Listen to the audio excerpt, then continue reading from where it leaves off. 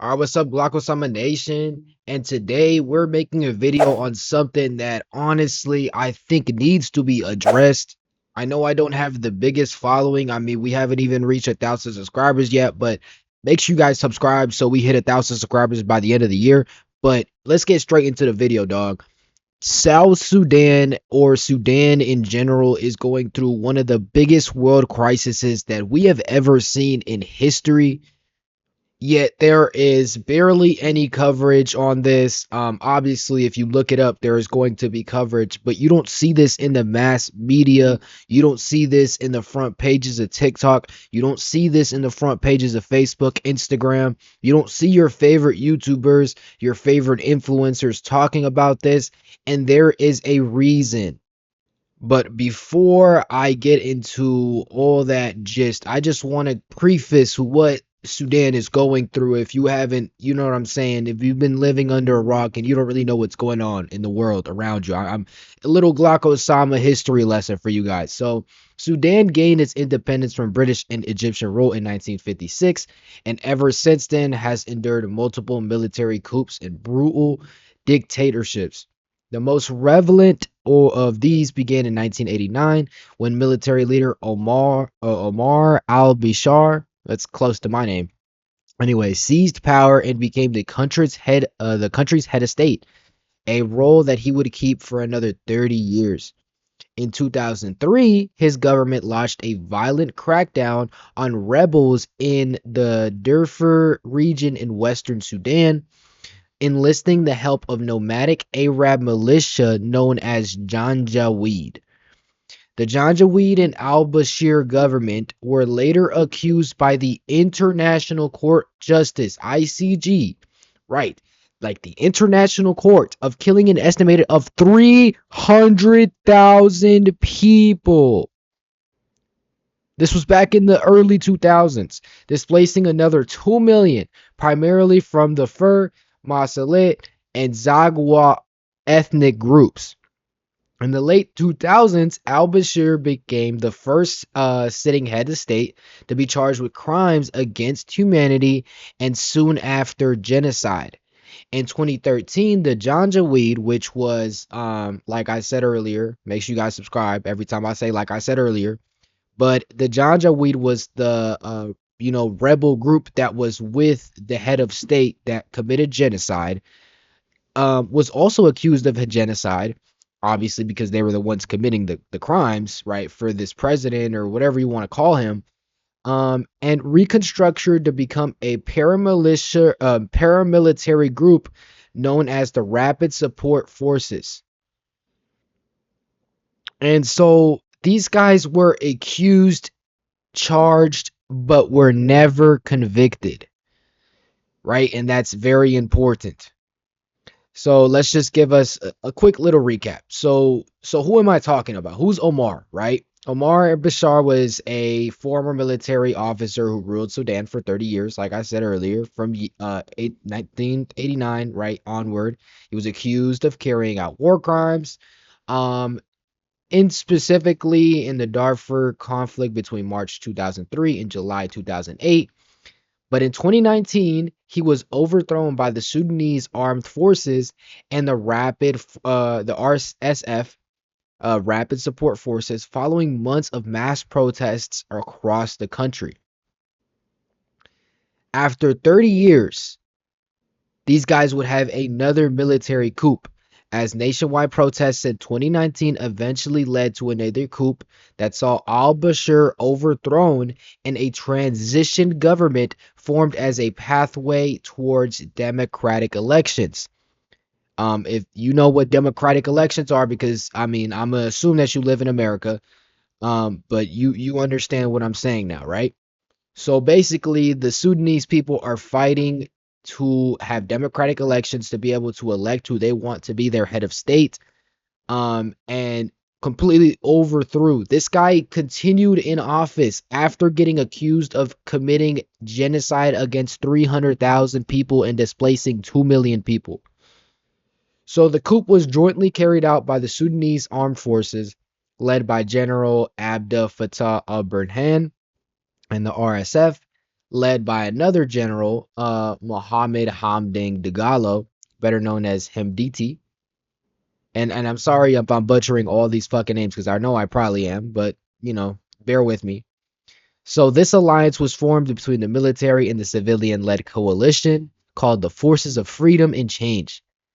The deal they struck was so that the military would eventually return to power to the people of Sudan.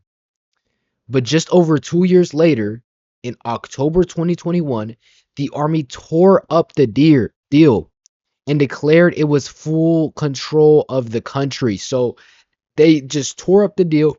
They said, fuck you. We own you guys, and you guys have no power.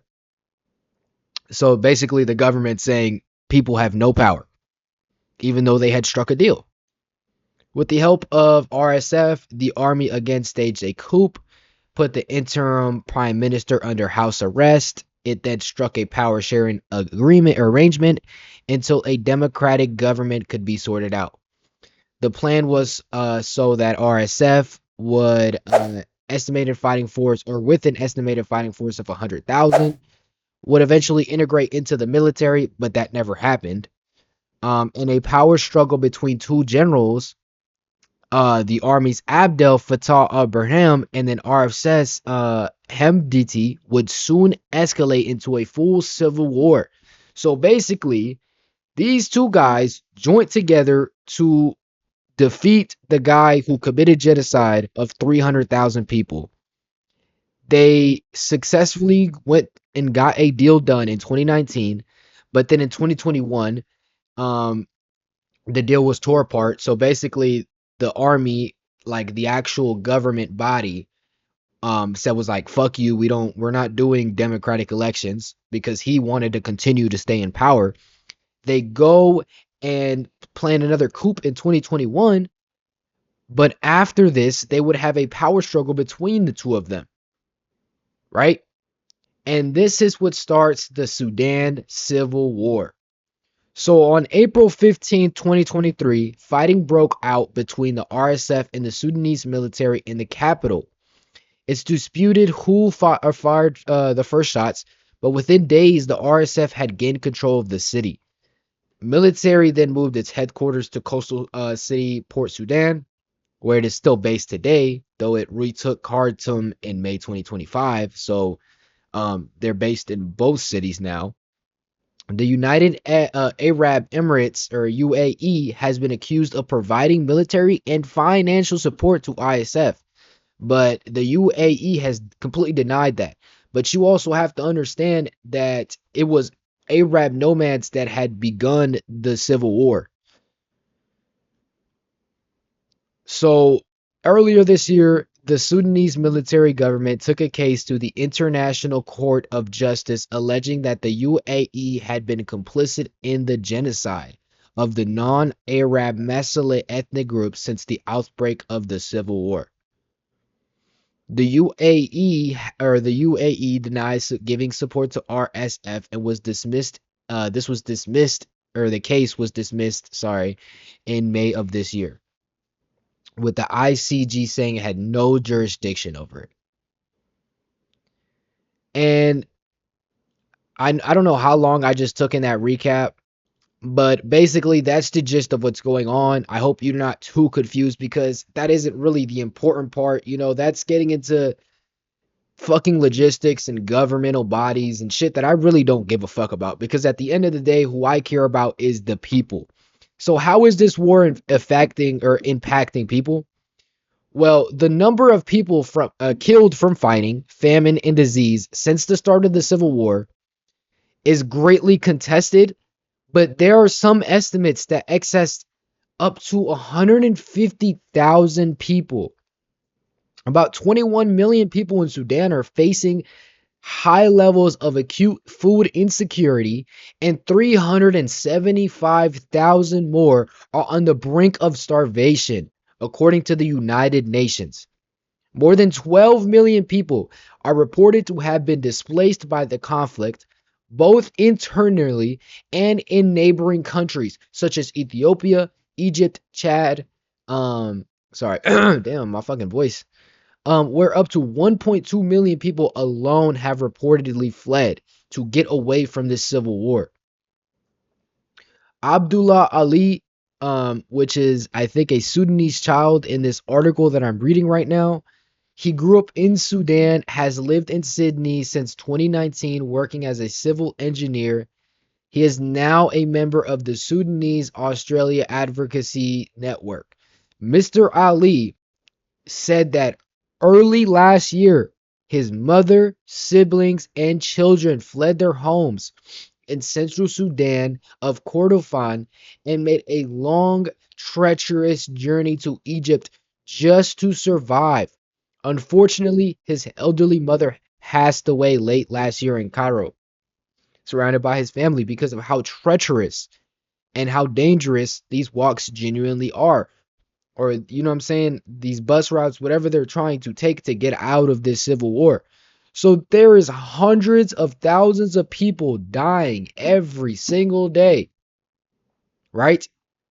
Yet nobody is talking about it.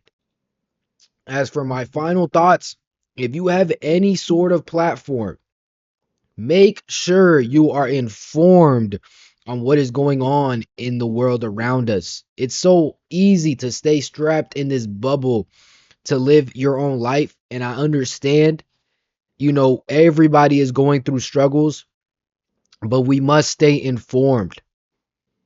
Not only because there are children dying, there's children starving, there's families that, are witnessing their siblings, brothers, parents, grandparents, children die, but you never know what could happen to you, gang. So I'm telling you, stay informed, stay woke, and keep your prayers up for the Sudanese people. Hopefully, these governmental bodies and these idiotic military groups stop this, sign a peace treaty, and go about their whatever the hell they do on their off time, because there is hundreds of people dying a day. So keep your prayers up, guys. Like some, I love you guys. It's a little bit of a serious video. I promise I'm not gonna make too many of these, but like, you know what I'm saying? I just had to. Feel me? I'll see y'all later.